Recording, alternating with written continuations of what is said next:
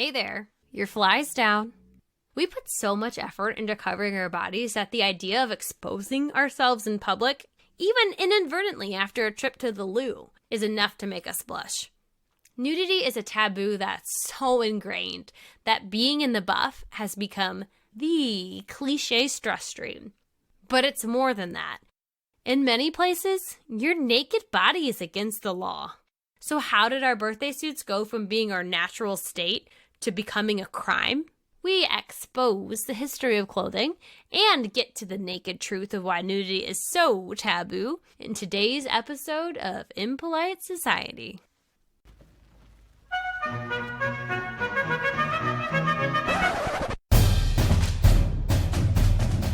You're listening to Impolite Society with Laura and Rachel. And now you're scared. You're terrified. I see it in your eyes.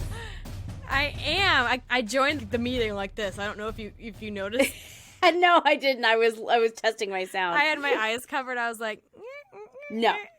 I'm not going to flash you just out of pure shock value. No. Thank you. Guys, today we are talking about nudity. That's right. I'm talking about being in the buff. Your birthday suit. Being naked as a jaybird. You know, I've never heard that one before. Really? Nope.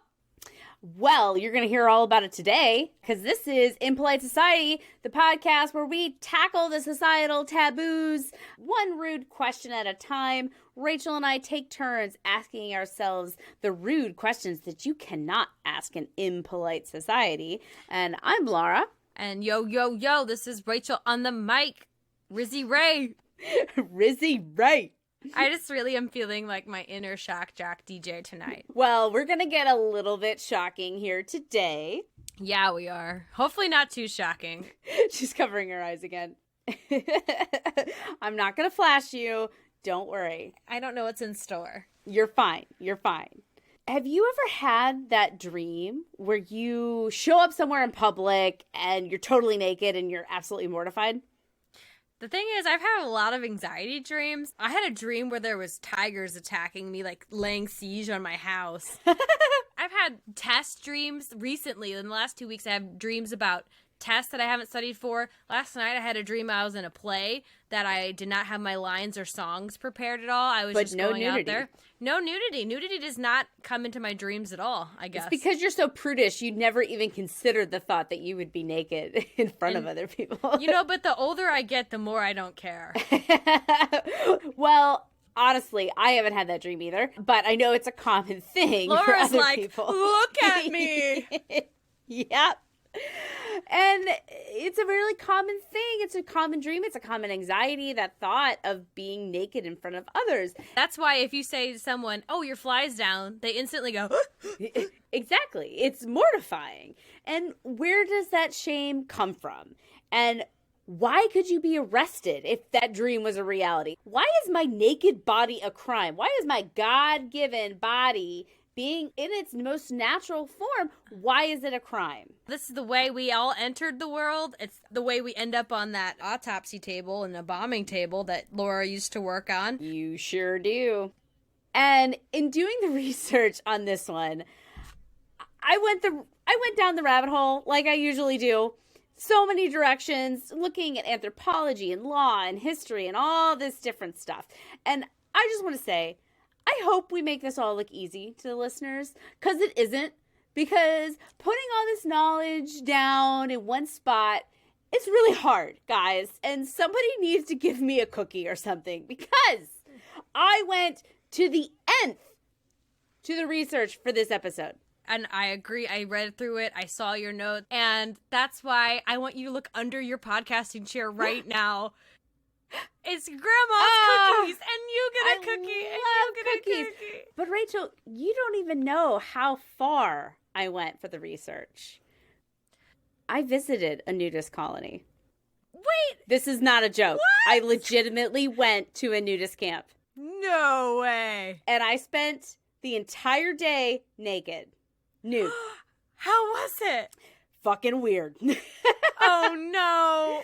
Okay, what is this nudist camp like? It's like honestly, it's like summer camp. You know, if you've ever gone to like sleepaway summer camp, that's what it's like. It's got a pool. It's got like a little like office/lodge.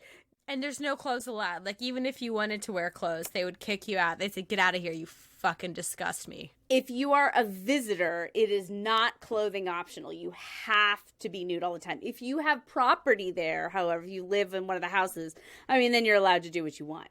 Because you're like a bona fide member. So, okay, how long did you spend there in the nude? We were there from 10 a.m. to 3 p.m. Jesus. So the whole thing with, you know, going to the nudist colony, it was this big apprehension about whether or not it would be a weird sex thing. Like, that's the fear, right? Yeah. That they're all a bunch of swingers and are all trying to just like, But they have very strict rules. No overtly sexual behavior to other people. No overtly sexual behavior to yourself. And they even give discounts to couples versus individuals. You pay more as a single person to come than you do as a couple to come, because they don't want it to be a breeding ground for weird sex shit. Definitely. So, more questions. Okay. How much does it cost to visit a nudist colony? For an individual, $40. For a couple, $30. And that just gets you in the door. Yep. You don't get any nude activities out of that. I mean, you can swim. You can walk nature trails in the buff. But what about shoes? You can wear shoes. Okay, shoes, that's good. That's good. Okay, second question. If you're a visitor, do they give you like a little cubby, or do you have to take all your clothes off in the car and then show up? Honestly, I put all my shit in the back of the car. Because, like, we're sitting there, like, we park in front of the office. You go in, you check in. They do, like, get your ID. And I think, honestly, they do background checks, which I'm like, okay, I think that's good. Take your ID. Are you on some kind of list now? Apparently. Oh, no. And they, like, there's a changing room there. And Austin was like, do you want to go in the changing room? I'm like, what's the point? I might as well walk out naked in front of everyone. Yeah. Exactly. I might as well just strip right here. And so I do. I start peeling it off, and I get down to my bra and underwear, and I'm like, here we go. Here we go. The lengths that I go to for research. Oh my goodness. And it comes off, and it's super fucking weird. Like, just immediately you just feel so naked, so exposed. And then what was weird is I kind of started to get used to the feeling. Yeah. But then as soon as, like, I hear a car come by, you're like, no. Yeah, exactly. It's like that reminder of civilization. And I'm like, no. But of course, all the people who drive through there know exactly what they're in for. They live there, or they're doing something there. They had people who were doing construction in the nude there. Like, they were building. Can you imagine? You get roped into a job, and they're like, take it off. All you can keep is the reflective vest. It was fucking crazy. And to make it even worse, we drive in, and the first fully nude person I see is a woman in her mid-20s. Oh, fuck her. Size 2 with fake boobs. What? Fucking hell. Why are you here? This is not the way that nudist colonies work. And it's funny you mention that, because I always equated nudist with naturalist. Yes. Just like, this is the way our bodies were made. They're beautiful. They're wonderful. I don't need to change anything. The biggest thing that I noticed in this camp, though I bet it's different in every single one that you go to, every single one of these people, bald genitalia. Oh. 100%. Not trimmed, bald. I was going to ask, you knew you were going to do this. Did you do any upkeep? I did not. I said I went without. I wore no makeup. I did not do my hair. I did not trim nothing. You're like, yeah. I'm going to the fucking woods. I'm returning to my roots. Exactly. That's what I thought the whole vibe was. But no, everyone is bald. So many old women with no pubic hair. So many old balls with no hair on them. Just 100% bald. Wow. It was just shocking to me because it felt super contradictory, right? That, you're coming here to be nude and to bask in your natural state, but you feel this need to alter your body. Exactly. It just, especially with fake tits. Are you sure? Or were you just... Oh, they were definitely fake. In fact, I consulted with Austin. I'm like, those are fake, right? And he's like, oh yeah, 100%. Yeah, okay, so it's like, oh, you're a small woman with fake tits and you have to be naked at this camp. That's what the internet's for. Go be naked there. Totally. I was like, I feel like I would have been more comfortable if they were all like a bunch of 50-year-old women. Well, you want to be the hot one. Yeah, maybe that's what it is. I wanted to be the hot one. And because it's the Midwest and like kind of country, you know, they're all smokers, you know, so they got this like real rah, rah, rah, Oh rah. my God. All just so tan. And it was overall, I didn't hate it, but I didn't love it either. It was an interesting experience and I'm glad that I had. But yeah, it was just weird. And again, that blaring thing is that incongruity between naturalist, nudist, but apparently shaving all your pubic hair is the norm, which I think was just so weird. That does seem odd. And okay, so after you've lived a day nude, which seriously A+ for research, this beats my OnlyFans account that I made. And Thank you. That was my goal. she's like, I got a best Rachel. So that's what's the next one? Is the next one about being a stripper? Oh God, who's working at the club this weekend? Is it any different than just wearing a swimsuit? Like, did you feel any less free than just wearing like a swimsuit? Oh, definitely. First of all, swimming naked is by far the superior experience. And I've skinny dipped before, and I love to skinny dip. So when I was in the pool, I was at 100% comfort level. It is stupid to wear a swimsuit in a pool, really, honestly, truly. But when I was walking around, way more exposed than when you're wearing a swimsuit. Absolutely, you feel it. I just don't think I could be comfortable. I have big boobs, and I feel like they're just gonna get in the way all day long. Well, there was like a time where Austin and I went through like the nature trails, and I'm like, this is why I wear clothes. Chub rub. Like my thighs were starting to burn after like 10 minutes of walking. And so I had to take my towel and like wrap it around my waist and tuck one end into my thighs. Like a towel diaper. Exactly, because it started to rub and be uncomfortable. I'm like, this is why we wear clothes, people. It's not just for warmth. It's also for Chub rub. comfort. Yeah, absolutely. Well, this really surprised me, and I am delighted. I am just tickled. This was a great story, a great introduction, and really an above and beyond. And as much as we're changing lives of our listeners, we're also changing our own lives. Exactly. We're learning. So kudos to you. Okay, but final question, and then I'm going to stop. Okay. I'm going to save the rest for after we finish recording. Okay. On a scale of 1 to 10, how ridiculous is the human body after seeing a whole bunch of naked human bodies? Honestly, I had no interest in any of the male bodies there. They were nothing to look at. But I did see some older women that I was like, you were a hottie in your heyday. You know what I mean? Like you could see that hourglass coming out, like even in their older age. You know, of course they're bigger, they're older, they have cellulite, but I'm like, girl, 30 years ago, you had a banging bod.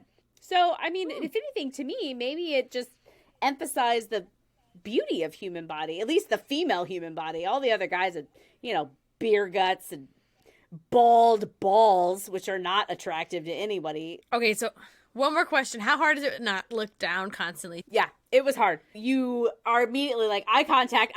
I'm not looking. I'm not staring. And there was at one point, like, where some guy, like, as I walked by, was like, like, gave me a smile. And I'm like, don't smile at me!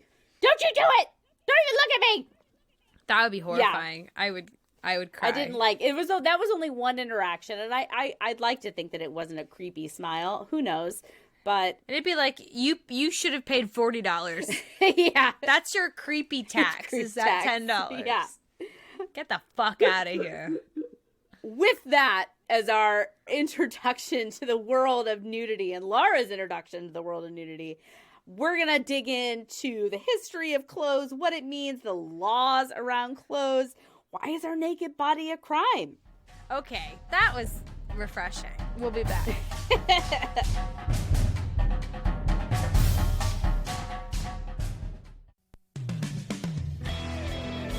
Hi there. Wherever you are right now, take a moment and look around you. Have you ever thought about how much effort, what measure of resources, how much creative thinking and innovation was required to create all the assets you are surrounding yourself with right now? For example, you are watching our podcast on your cell phone, listening to the audio signal through a Bluetooth speaker, both of which are powered by a self-contained rechargeable battery made of lithium. And what is lithium anyway, and where does it come from? The simple truth is, we use things every day and have no idea where they came from or what they were originally intended to be used as. And that's why we created What's Going On. Travel with Jason Pfister and Patrick Ballwig as they go back in time and expand your mind ever so slightly on the historic complexities of even the most mundane of household items. Join us each week for a new episode as these two gents pursue their curiosity-driven search for the history of technology in their entertainment series called What's Going On? They got you on a mile, ain't the first time. I say when me wanna write a song, it won't be taken too long.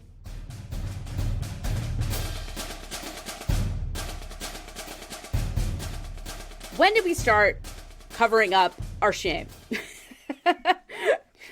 Scientists and historians, they can't quite agree. There's not really a widely accepted timeline for the start of clothing because furs, textiles, these don't fossilize well. So we're kind of flying blind on this one. The estimate from archaeologists and scientists anywhere from 3 million to 40,000 years ago. No, just a little blip on the timeline of history. Yeah, that's a big fucking range. In general, I think the point we can all take away from this is we've been covering ourselves from a long ass time. Yeah, it's almost a part of who we are. We were born with some business and something to cover it up with. Yeah. Slap that diaper on, instant. As Homo sapiens moved out of the warmer climates of Africa and up into those cooler weather regions of Europe, they needed to figure something out. And those earliest coverings are what you think they'd be. Furs, leathers, leaves, all that kind of stuff. They put a little fig leaf over there. Yeah, the fig leaf. You're like, or just like warm. Stuffing leaves in between fur, like to do the insulation. So anything that was wrapped or tied.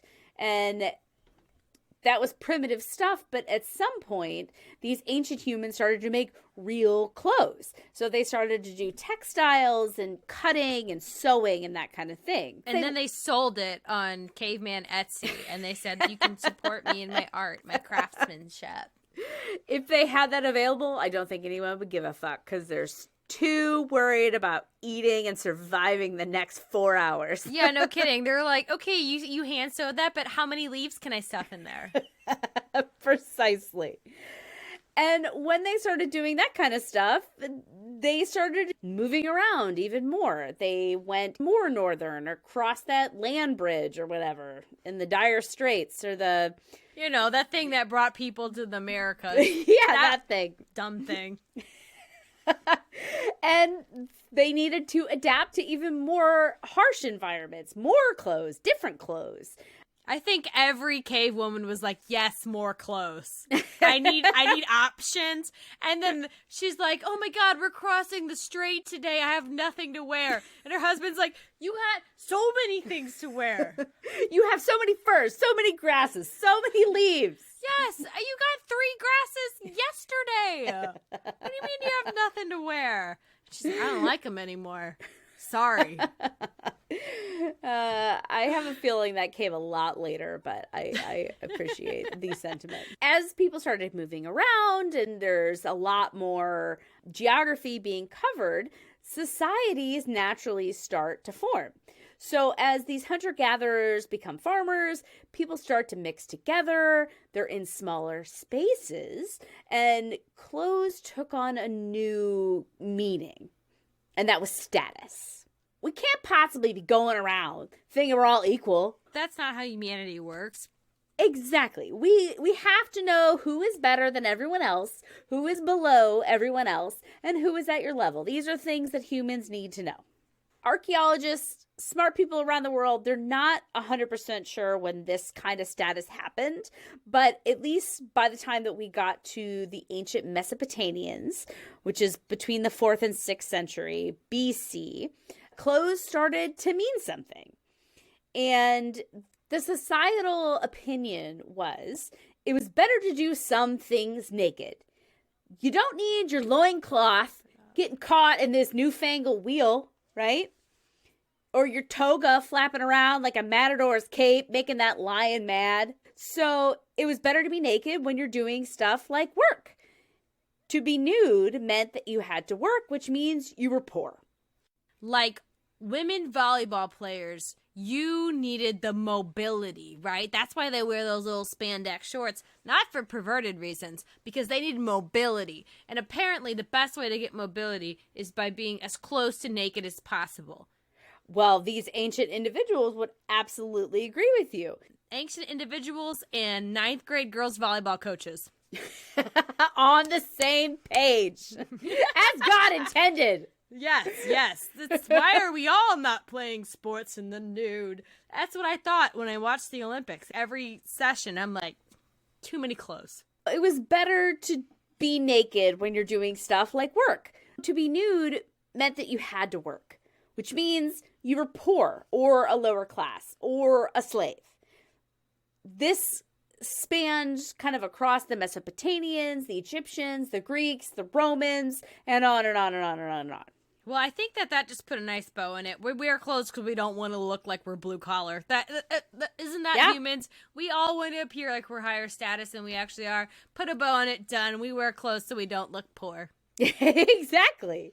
And the shame of being nude, didn't have anything to do with sexuality yet. It was the shame of being without your status. You are exposed in a metaphorical manner. This sexual connotation of being nude, it didn't come until a lot later, since, like I said, so many things were best done in the nude. It was functional and impractical to wear clothes. And who can afford to be impractical?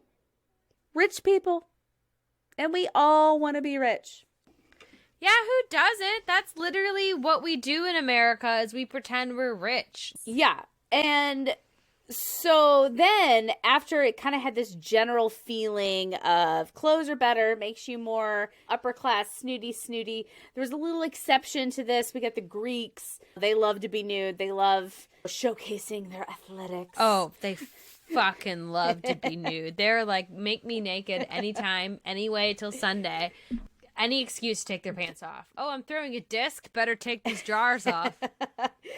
But even after the Greeks, we had the Romans. And they came to power, took over most of the world in the Roman Empire, and they adopted the toga. This was their status announcement. Cicero, the emperor, he thought that, quote, exposing naked bodies amongst citizens is the beginning of public disgrace.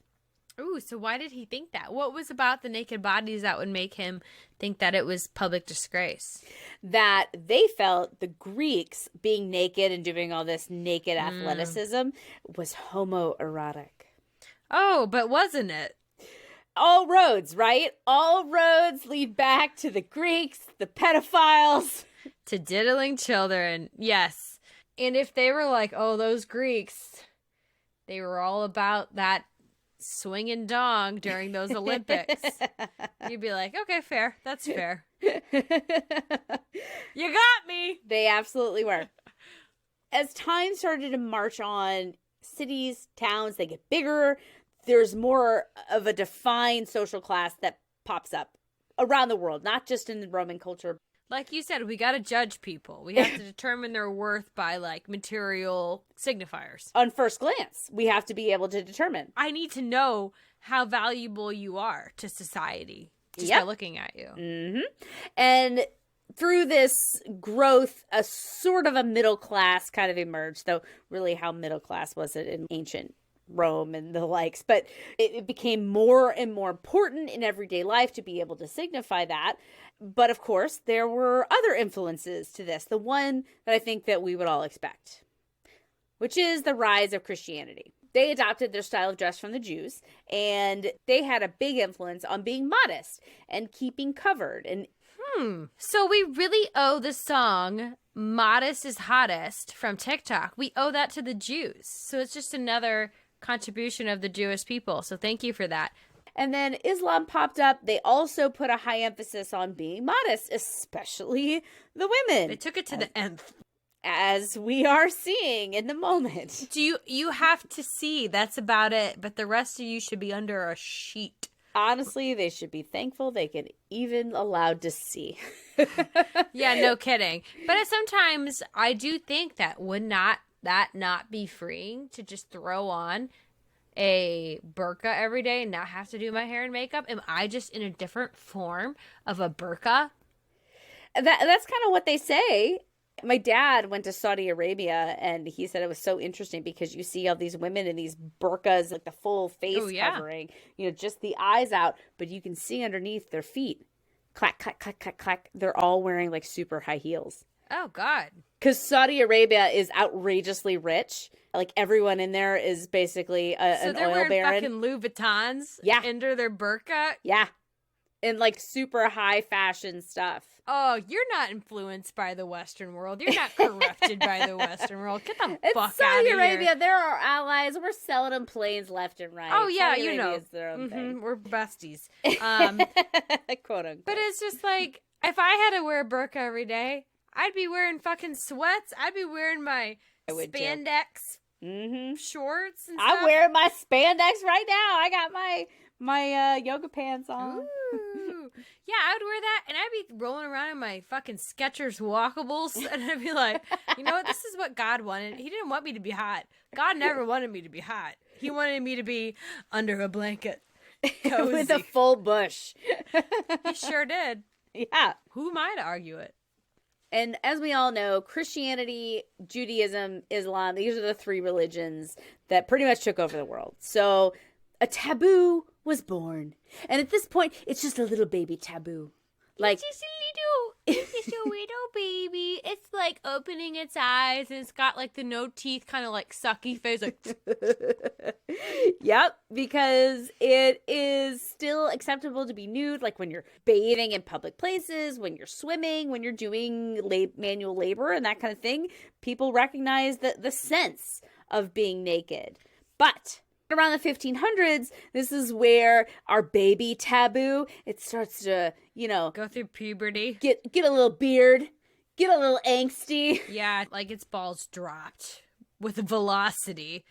Yep. Europeans, they started to expand their territories, started to colonize other areas, other more remote areas. They started to meet the naked savage. So all these Aboriginal people who knew it's hot around here. I don't need to be covering up all this stuff, getting my swamp ass, my underboob sweat going on. They're smart. They know to keep their clothes off. Yeah, their textiles back then were not moisture wicking. They were moisture trapping. Precisely. And so you don't want to be swimming in your own swamp all day. We were one of the few animals evolved to sweat. Better let nature do its thing. Keep your body nice and cool.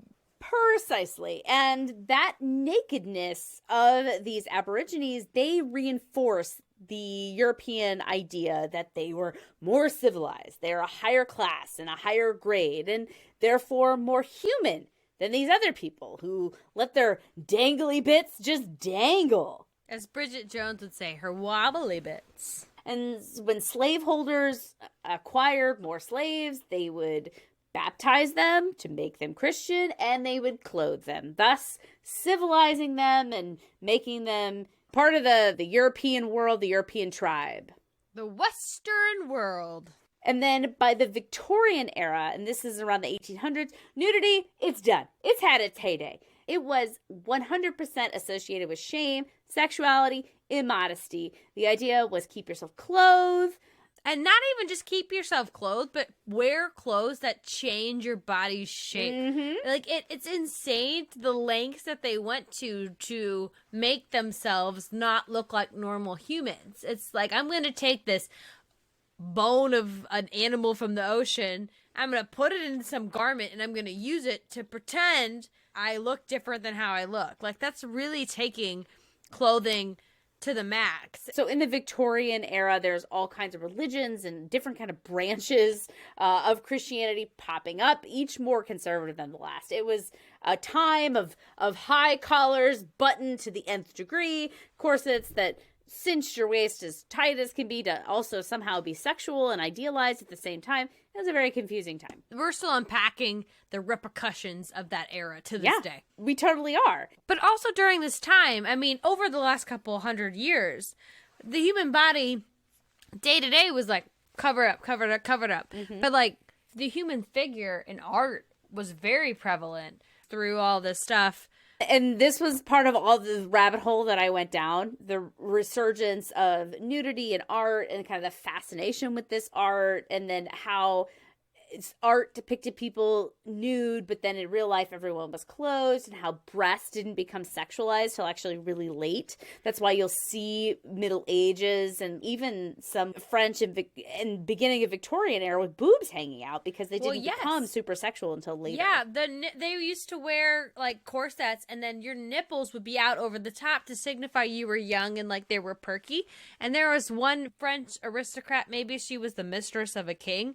She had her dresses tailored so that her favorite breast was always out. She was like, yes, this is my good breast. This is the good one. Everyone look at the good one. My good breast. And we were all there when we were 17, so let's... Yeah, we get it. We understand. It's a really complicated road. I had to boil it down to kind of its basic things to get to the heart of this episode, which is about the law side. Yes, here we are, 45 minutes in, getting into the heart of the episode. Because you got to know all this background, right? To understand. Yes, you can't just be like, all of a sudden bodies were illegal. It's a journey. And I'm going to get to all that law stuff in a second. I'm so pumped. But in general, it wasn't a big issue in the U.S. We didn't need to lay down these laws right away about nudity. But in the late 1800s, nudists started to make waves in the U.S. So the concept of nudist and naturalist, as I talked about at the top, nudist and naturalist, this concept was started by the Germans, and it was called Freikorperkultur. Freikorperkultur. Freikorperkultur. That was me. That's a little bit more of like a Swedish accent, I did say. I don't know. It's a lot of consonants and not a lot of vowels. It's hard for me to say it. That's my motherland. And Freikorperkultur means... I sound like the Swedish chef.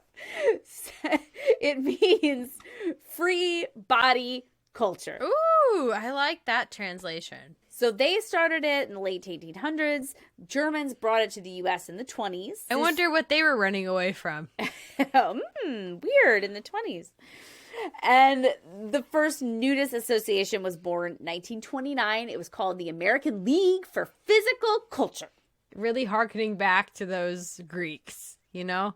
We're going to do some lance tossing, and lance tossing, you need to have your lance out. Lance out. I like that. So they opened their first nudist colony in the U.S. in New Jersey in 1932, which is its whole own story. And the association, this place has changed their names a bunch of times throughout the years. Always looking to rebrand. Just get the right hook. Keep with the times. Yes. And right now it is the American Association for Nude Recreation, AANR. The club that I visited was a part of the AANR. They're chartered, and all these different clubs that pay dues, part of this association, to be in the club. That's really good to know that you can be naked and still have to deal with bureaucracy. They had brochures up the wazoo in the office. I took them, for research. And again, a lot of the people didn't have pubic hair, which is, again, just so confusing. Not naturalist, that's for sure. Mm-mm. No, I feel like there's some sort of split that I'm not aware of. Like nudists and naturalists are two separate things. But anyway, I guess it just varies by location. Oh yeah, if you're a nudist and or a naturalist, let us know the difference and how we can get involved with the naturalist. We want to just hang out with real bodies. Yeah, with my bush hanging out and my non-fake boobs hanging out. Yes, hanging low. Hanging low, precisely. Let me tell you, as somebody approaching 30, oh, it's only going to get worse. Gravity. Yeah. Jesus Christ. I'm like, I need to get one of those. I need to sleep like a fucking vampire. Just upside down. Oh my God. Nature is cruel. It makes bras really hard too, because like, yeah, you get ones that are supposed to push up. I'm like, I ain't got nothing in the middle. Nature, why you gotta do me like this? I gotta be like this. It's rough. It's rough, Rachel. You've only begun your journey. Oh, Jesus Christ. You best believe it. It started. I'm like, this is what menopause is. Wait till you hit 35. I feel like everything just like took a sharp turn around 35. That's where I started to be like, oh no. Oh no. Yeah, it's time to be a nudist, I guess. Yeah, embrace it. That's really the only course you have. You can't reverse time. You can't sleep like a vampire. Just embrace it. Hey, the next 7 years until I turn 35, I could legally transition and be a man by then, and just be like, guess what? I'm getting hotter. Yeah, get some beard action going on. I'm gonna be a hot ass 40-year-old man. I was gonna be a cute girl until I'm 40, and then I'm gonna be a hot man. Sign me up. I think that's a good life plan. Just gonna turn it all on its head. I'm gonna get the best of both worlds. Watch out, Dan. Your wife's gonna become a lady killer. So, when did it become illegal? That's the next question. And again, disclaimer, real talk here. This research was hard. It was hard to find. It was hard to understand. So I'm just going to say at this top real quick. I'm not a lawyer. I'm no expert, but I'm going to do my best for you guys. Okay. I mean, honestly, I think you should write to Laura with your legal questions at this point. Please. She's essentially a paralegal, if not a lawyer. Well, there you go. And so let me dive into what I've kind of learned here. One thing I can state definitively, there are no federal laws in the U.S. that are on the book about being nude in public. It is all at the state level. And try as I might, I could not find any information on when the first U.S. state laws about public exposure or public indecency were enacted. I tried really freaking hard and I couldn't find it. So what I did find was the first news article that was about indecent exposure. And this was in the 1870s in Sacramento, California. In California? I feel like they would love the news. I know. It surprised me a little bit too. I know. And it was some Italian guy, some Italian pervo that's out there on the street waggling his ding-dong at school kids. Would you like to pull on my spicy sausage, my spicy Italian sausage? I kind of sounded a little Transylvanian there at the end. I think that's close enough. And predictably, they arrested his ass. And Fair. I say good. And they made a law. That. They were like, I don't know what he's doing, but you can't do that. But that is bad. I know that. Yeah, I ain't never seen that before, but I know it's illegal. And the state laws across the board are different and very confusing. Of so course. Some have laws that specify that genitals or sex organs can't be displayed.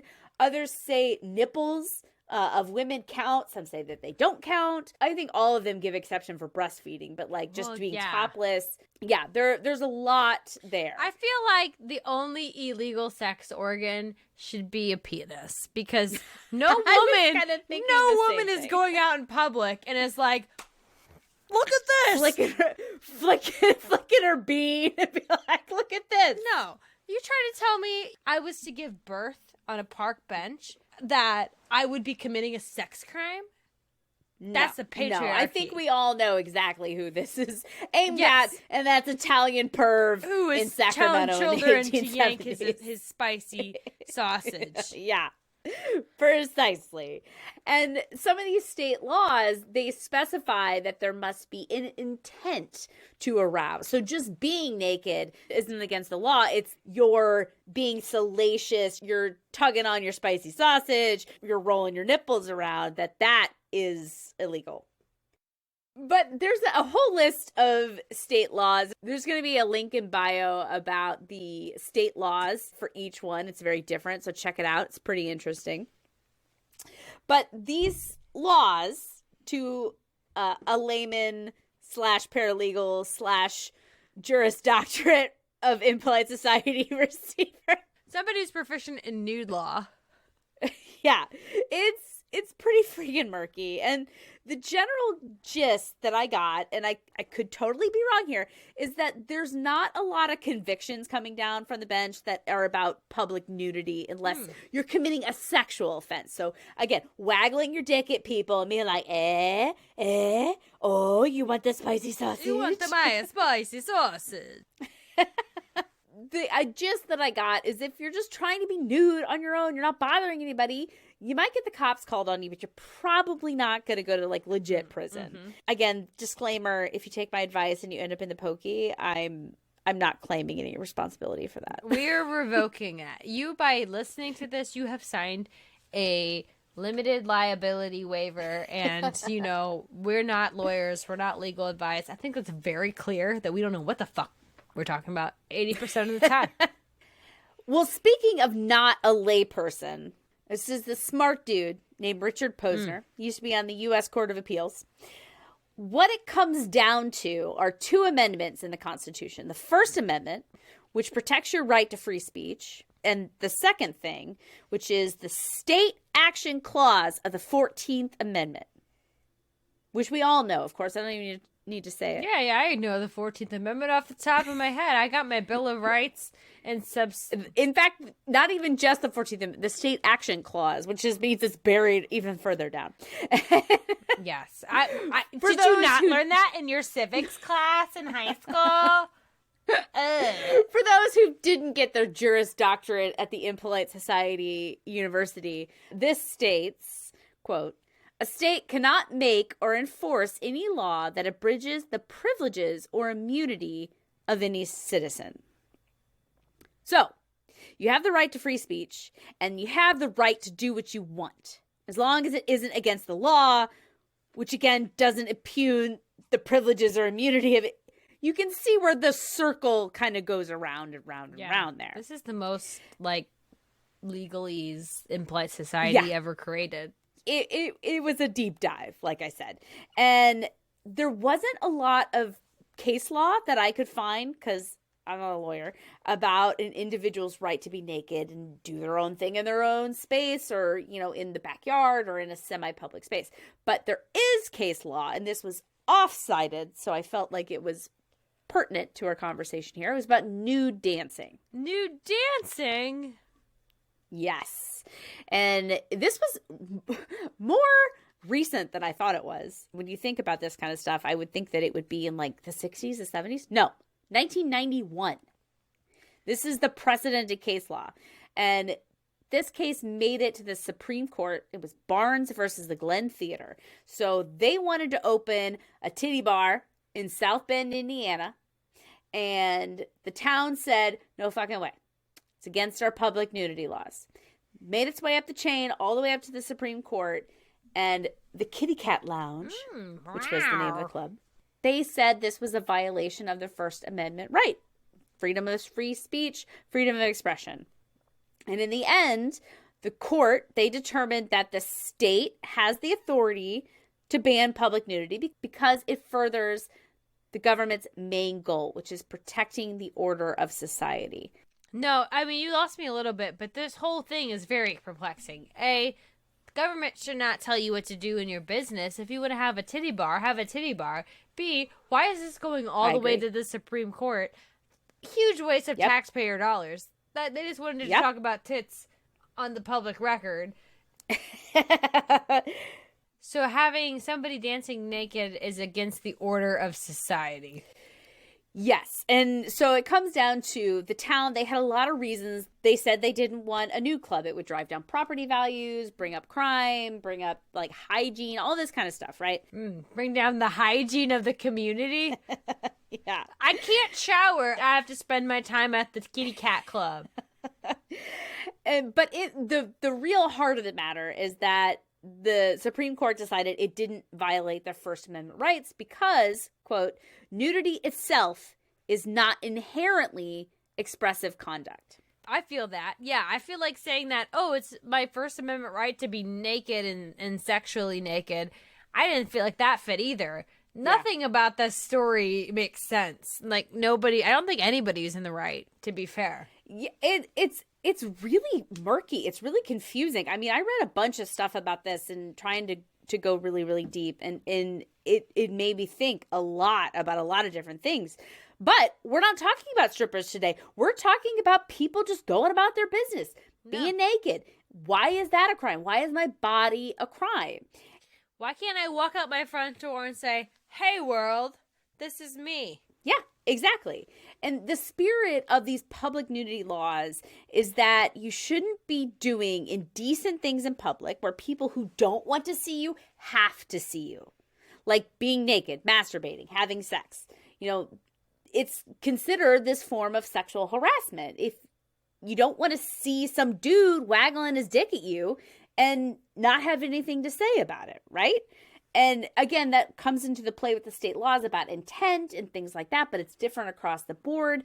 It's a hard thing to put your finger on. And the justification for these laws seems to be about this interesting thing called the offensive principle. And this legal theory, it states that, quote, individual liberty is justifiably limited to prevent offensive behavior, end quote. So this generally is talking about the moral standings or the feelings of the society around you. So if society as a whole is offended by your actions, then it's right to outlaw it. And I think this goes along with the general feeling of our country and our government, which is by the people, for the people, right? The law upholds what the society is feeling, right? Yes, I definitely agree with this. And I feel like this might come up in the musing sections, but this seems like conversations we've had before, where is it legal to limit things that the public or the overall general public deems as offensive? Yep. Yup. But there are all kinds of things that everyone thinks that are offensive that aren't against the law. You know, when you pick your nose, right? Nobody thinks that that's great. You're not bathing and you're stinky, you know, chewing with your mouth open. Nobody's a fan of any of that. I feel personally targeted by all of these.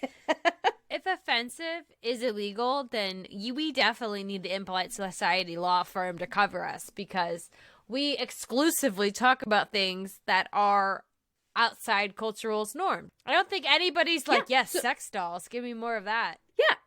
So, I mean, that's the question. So why is nudity different from all of those other things? And the reason why it's different seems to be because nudity is so hard to ignore. Yeah, it is. I would definitely agree. So, political philosopher. Wow, we're reaching that level. Political philosophy. Yeah, I know. You were not kidding when you said you went deep in the research. I know. Because it was freaking hard to figure out. Political philosopher Joel Feinberg, he theorized that nudity is completely unique in how it demands our attention. That there is this conflict inside all of us between being aroused by nudity, but then being repulsed by it because of our cultural and sexual taboos. So you see a naked person, you're like, ooh, naked. You're wanting to look and you're wanting to explore and wanting to see what that's all about. Yeah, you're titillated. But then at the same time, you're also disgusted then because of your reaction to it, or because maybe they don't follow a bodily ideal, or whatever the case may be. Like, there's a lot of internal conflict that's happening here. Okay, I also feel like our homeboy Joel, he's might be coming from like a male's perspective, where very distinctly. But again, the country is run primarily by men. The world is run primarily by men. But I think that no woman would step on the scene and be like, nudity equals arousal. Hey, like no woman was like, oh, a naked man. Yeah. There are some women. They are rare, but they do exist. Okay, so what I would say is that nudity is kind of the perfect example of this offensive principle, because most people in society feel this contradiction between nudity and in your reaction to it. And whether that comes from biological interpretation of what you're seeing or from these age-old cultural taboos that we've been through. There's just a lot going on there in your mental contradiction, right? So the state law says you can't take your morning jog in the buff because most people don't like it. But how and when do taboos change? And the answer is when people are adapted to it, right? Homosexuality. This used to be a crime. It used to be one of the biggest taboos in the world, and certainly in America. And now it isn't. There was a normalization process that happened, and it was a slow process. Yeah. Here's the thing. Taboos are all made up. What? That's why we have this podcast. So we can talk about them. Precisely. We can lampoon this shit. And it happens especially slowly when the people who are in charge of this country are 40 or more years older than this huge cut of the population that's more on the cutting edge, like, you know, is the next generation. So there's the big gap there, right? And we have to acknowledge, though, that old conservative people also live in our country, too, and are also a large swath of the population. And it's not just the hip and the cool next generation of youth. So it takes time for these things to kind of trickle down. You have to wait until these oldies get out. Get out? What do you mean by that? Die or retire. And then all of a sudden, COVID enters the scene. They should be going faster, right? That's one would assume. So it takes time for things to change. It's like the trickle down. So, you know, the old people die, the mid generation takes hold, and then they die, and then the new generation. So it just takes a long time. Sometimes it's too long. Progress is dependent on people dying. Just like it's true. It really is. Or at least not being an octogenarian president. I think we can span the aisle and we can all agree that maybe let's do a young whippersnapper. Maybe somebody who's 55. I mean, I voted for Buttigieg in the primaries, so. Whoa! Laura's dropping some bombs. What? Wait, you voted as a Democrat in the primary? Yep, I did. Wow. Normally, I think, here's the thing. Here's Rachel's political corner. I think that you should vote for the opposing party's primary candidate. I've always thought that too. Yeah. Yeah, so we can, like, maybe have people who are rational. Yeah, no, totally. I completely agree. I've always thought that same thing. Oh, yeah, we could have two candidates who appeal to the most people possible. Yep. Oh, that would be a shit show. Oh, what a terrible show of democracy there. Anyways, you know, we're a law firm, and we're also a public policy. Election consultants. Yeah. We run the gambit. I think it's the gamut, not the gambit. What's a gambit? Gambit is a bet, like a risk. Yeah, and the gamut is like a wide variety. We run all of it. We run the gambits and the gambit. The gamuts. We got everything. For all intensive purposes. That was a joke because it's all intents and purposes. That was another common vernacular. Wait. What's the right one? Intents and purposes. I said all intensive purposes. I've always said intensive purposes. No, intents and purposes. Oh.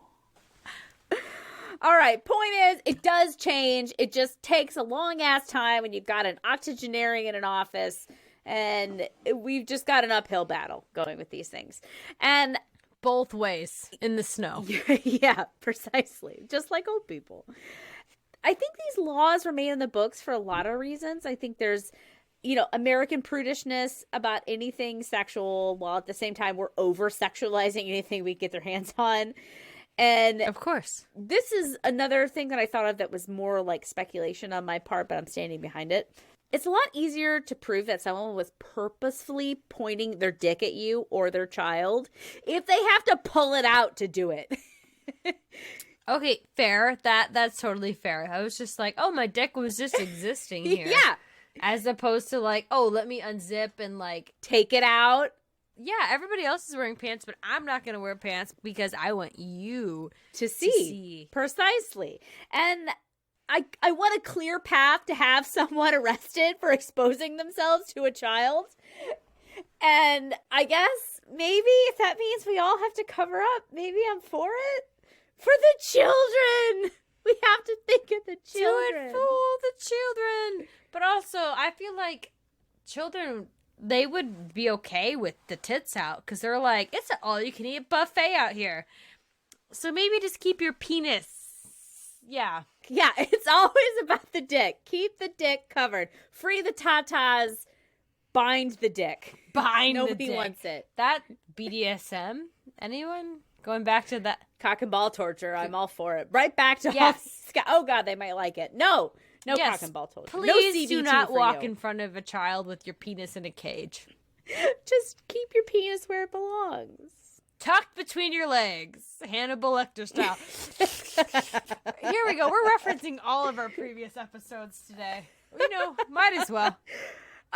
So that's when we know we've wrapped up the research section. So I've thrown a lot at the wall here. We've got a lot of sociology, a lot of history, a lot of law I didn't quite understand. So we're going to package it all up. We're going to think about it. We're going to ruminate and muse on this in the next section.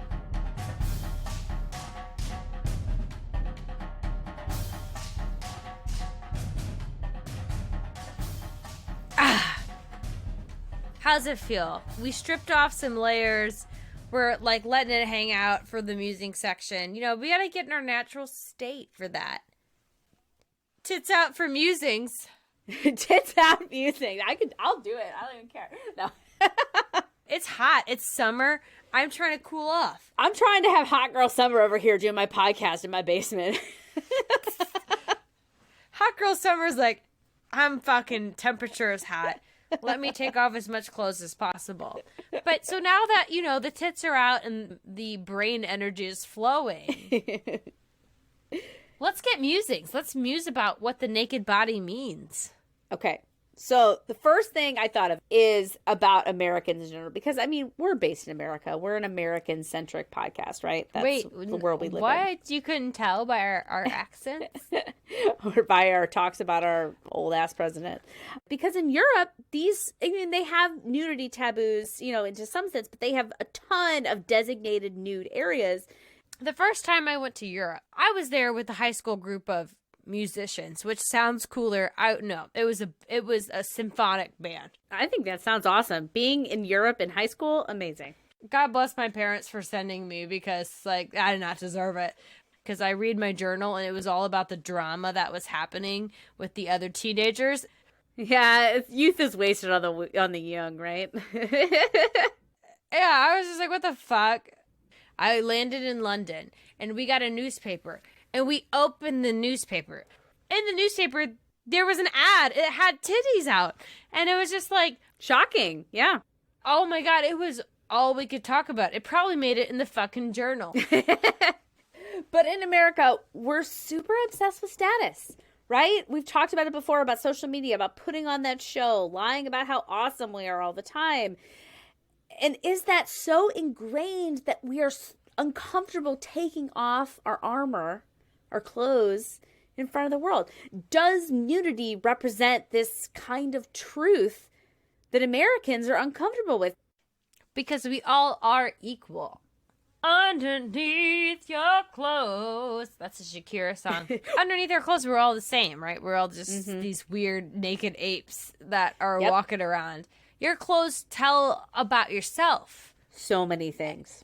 It's almost like asking somebody with tattoos to take off their tattoos because their tattoos are telling their story. Yeah. We humans are very social animals. So when you strip that away, we lose kind of a sense of identity. So yeah, it could be along those same lines, but not because we're so obsessed with where we rank in the social hierarchy, but because in America we are obsessed with our sense of identity. Our individualism. We are individuals. Yes, that is the first and foremost important thing in our world is who we are as ourselves. So if you take away our ability to express that, then that could be very uncomfortable. And I might be getting a little head in the clouds here on that one.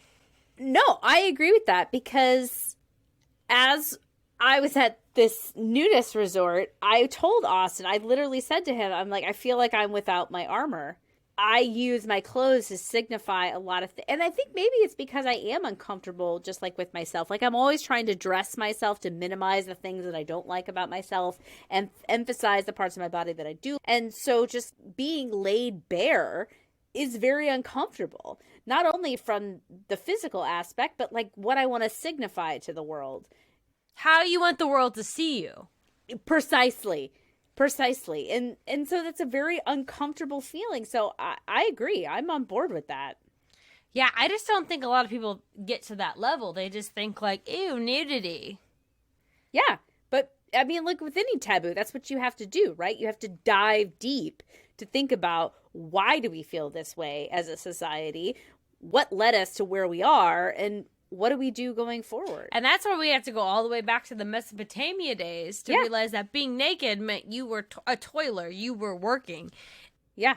The clothes was a luxury. So we all have our clothes as a luxury, and we use it to signify all of these things about ourselves that you wouldn't pick up normally. And I can feel the difference when I'm wearing like my work clothes. If I go out in public after work, people treat me differently than if I was to go out in my after work clothes, which is just essentially pajamas. Totally. I mean, when you've got your hair done, your makeup done, and you're wearing heels, people look at you very differently than when I do when I'm wearing my yoga pants and a t-shirt. It's just, you're perceived differently, and that I want to be perceived as a higher class individual. Like we said, we all want to be rich. That's my goal at all the time, is to look like I have money, even though I don't. Well, exactly. That's really the trick, right? It's just like, how can I look like a rich person today? How can I trick other people into thinking I'm affluent? Exactly. I think that this is a good conversation. This is a good dive into a very deep taboo and the very ancient roots of it, and make us all think about what it means and how we can change it. And I think that comes down to just changing cultural mores, right? And so the question at the end is, why is my naked body a crime? All of the things, back to ancient taboos, to the New World and how we saw savages, and the rise of more morals and values of a Victorian era, down to our own discomfort with our nudity and other people's nudity. There is no one answer. It's a blend of all of those things. Yes, definitely. And I think my takeaway, as somebody who is listening to the research, I didn't do the research, but I heard all about it, and from the highest perspective, is that our naked bodies are taboo because they are literally shirking all the other components of being a modern day human, right? So we're literally saying, get this out of here, this doesn't matter, da da da. We're stripping away all the context clues, all of the pieces we're using to make inferences and to make judgments, and we're just saying, here I am. Yeah, and like the discomfort might actually come from that we don't know how to process that. We don't know how to make sense of it because we're missing all the pieces that we would normally use to make those inferences. Yeah. And I think, that might be a high and mighty, like, complex interpretation of all this. It might just be as simple as, like, I'm not used to seeing boobies and genitals are gross. Ew. But at the same time, I feel that's, like, happening on the surface level because humans love to categorize. Yeah. That's what we do, is we take things and we put them into buckets. Threat, non-threat. This person is like me. It's a shortcut for our brain. Yeah. And when you take all that away, you have an enigma. We're uncomfortable. Yeah, things that we can't process make us uncomfortable. So could that be why seeing a naked person in public is such a taboo? I think so. I think that it's a multi-layered thing, and I don't think that's too high and mighty. I think that is a good conclusion to come to. Well, I'm glad we reached it, out of the research, the in-person investigation, the musings. That's where we landed. And I think that if both of us are agreeing on it, we must be somewhere right. Yeah. Yeah, I think we nailed it. All right. So that's it. That's the end. Let me know what you guys think. Do you have experience with nudist colonies or being nude? Do you have opinions that differ from ours? Let us know. Check us out on the socials. We're on Instagram. We're on TikTok. We're on TikTok? TikTok. We're on a TikTok. TikTok. We're also on Facebook. We're all over the place. Or you Yeah. can shoot us an email, rude@impolitesocietypodcast.com. Let us know what you think about the subject. This was a really big one. I did not necessarily know how big it was until we dug into it, but it was fun. Yeah, you posed the question. It's all your fault. This long episode is your fault. Well, it worked out well, I guess, because it timed in to your trip to the nudist colony. It's true. It's true. I'm glad I got an opportunity to talk about it. And again, one up Rachel on her on her OnlyFans research. Yeah. The next subject might be about what women want in a man, so I guess I have to go out dating. I Gotta get on Grindr. Grindr's for Wait, gay men. that's a gay thing. Yeah. They won't like me on Grindr. And here we are. Thank you so much for listening. If you enjoyed the episode, please rate, review, subscribe, and of course, the most important thing you can do is tell a friend about our show. Because if you've got friends like you that don't want to watch the latest reality television, that are interested in world history, sociology, anthropology, all these deep dive conversations, you get us. You know what it's like to think these hard questions, these weird questions, and you know the people in your life that would enjoy that as well. So tell them, let them know, send them our way. So Laura's saying if you have friends who are smart like you. Exactly. 100%. But I think we hear the drums. Yeah, that's definitely the drums. Okay, we gotta end this. Bye. Oh, thank you for listening. Oh, goodbye. Goodbye.